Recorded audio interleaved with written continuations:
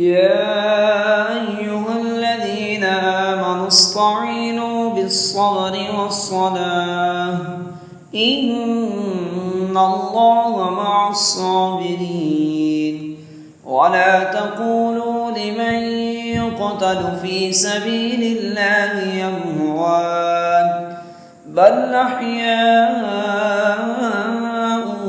ولكن لا تشعرون ولنبلونكم بشيء من الخوف والجوع ونقص من الأموال والأنفس والثمرات وبشر الصابرين الذين إذا أصابتهم مصيبة قالوا إنا لله وإنا إليه راجعون أولئك عليهم صلوات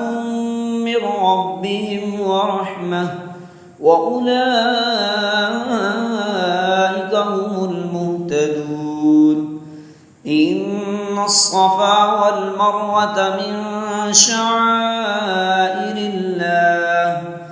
فمن حج البيت أو اعتمر فلا جناح عليه أن يطوف بهما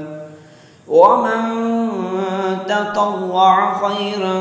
فإن الله شاكر عليم إن الذين يكتمون ما أنزلنا من البينات والهدى من بعد ما بيناه للناس في الكتاب أولئك يلعنهم الله ويلعنهم اللاعنون إلا الذين تابوا وأصلحوا وبينوا فأولئك أتوب عليهم وأنا التواب الرحيم إن الذين كفروا وماتوا وهم كفار أولئك عليهم لعنة الله والملائكة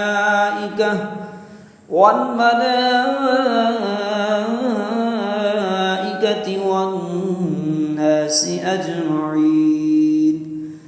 خالدين فيها لا يخفف عنهم العذاب ولا هم ينظرون وإلهكم إله واحد لا إله إلا هو الرحمن الرحيم